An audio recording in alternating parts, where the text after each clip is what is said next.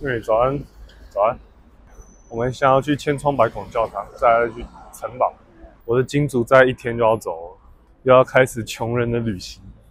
不要省时间哦。啊，就是比起新的电车，我更喜欢他们这种旧电车，很有味道。仿佛看到了苏维埃。我们去看千疮百孔教堂，它是2战的时候捷克逃亡的人训练了一支，但算什么？好像是跟空降部队有关吧，有点忘了。反正就过来潜入捷克，那时候纳粹占领，然后暗杀他们的那个行政官海里希德，那个是当时纳粹高官里面算是很一线的大官员。他后来暗杀成功，那他们后来最后躲到这个教堂里面。那希特下令不计代价要把他们宰。地下室，他们那时候就躲在地下室跟纳粹激战，那纳粹还放水放烟呢，就是要把他们赶出来。最后游击队队好像都自杀了。我这边呢，他有一个老照片，就是纳粹那时候把那个管子从这边塞进去。然后放水、放烟，就是从那个窗户。这样还有一个小故事，就是那个时候他们有一点诬赖一个村庄，隐匿他们。我忘记是诬赖还是他们真的有帮助他们。反正那个村庄最后被屠村、利迪村，但因为离布拉格市中心有点远，所以这次应该不会去。对，你们有兴趣可以去看一部电影叫《猿人行动》，主演是奥本海默的主角。他真的很适合演这种角色。1942年，我记得最后这个教堂的神父也被枪毙。反正那时候纳粹很残忍的事。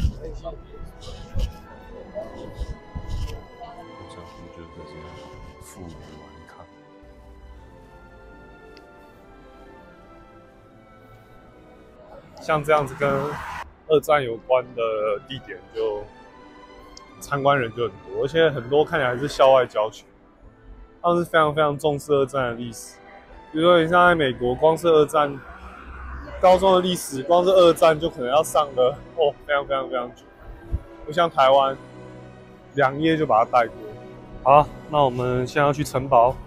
好，我们到城堡了。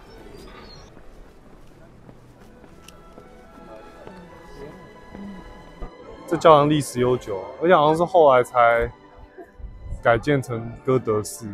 好，我们现在进入。这好高哦！他们的彩绘玻璃画得更细致。这个彩绘玻璃算是看到面积相当大的。我们现在去旧皇宫，引发30年战争的抛窗事件，好像就是在这个旧皇宫。哈布斯堡的人在这个房间这样子从这个窗户被抛出去，很高哎。摔下去竟然没有摔死，真是奇迹！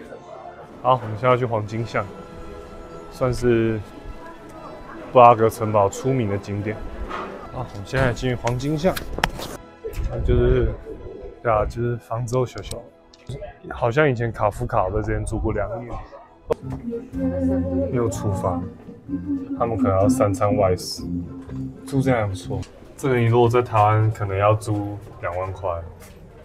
然后在那个时候，这可是个贫民窟呢。我们从城堡的门口走出来了，其实我只是买那个450元的票，光城堡里面其实不会花太多时间。对啊，这边没错。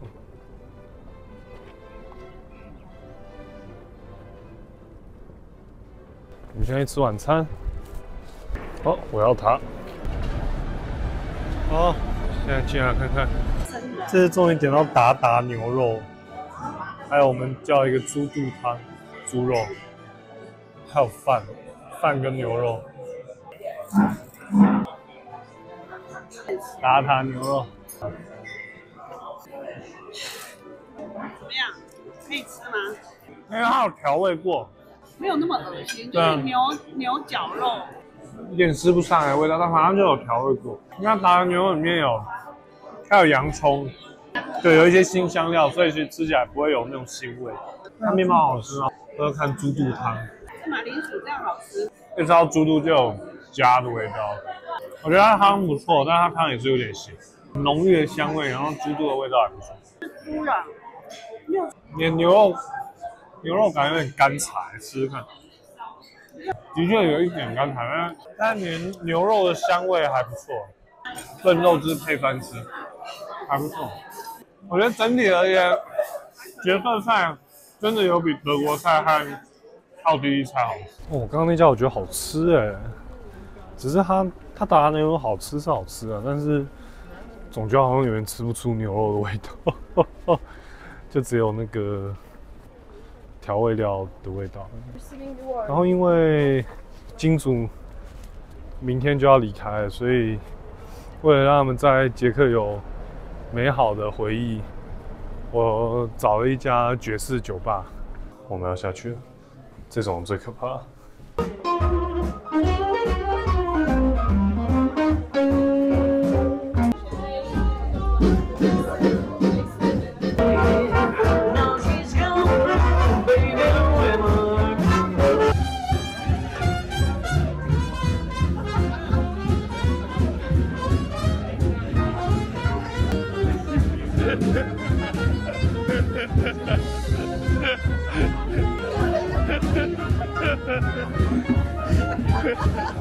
怎么样？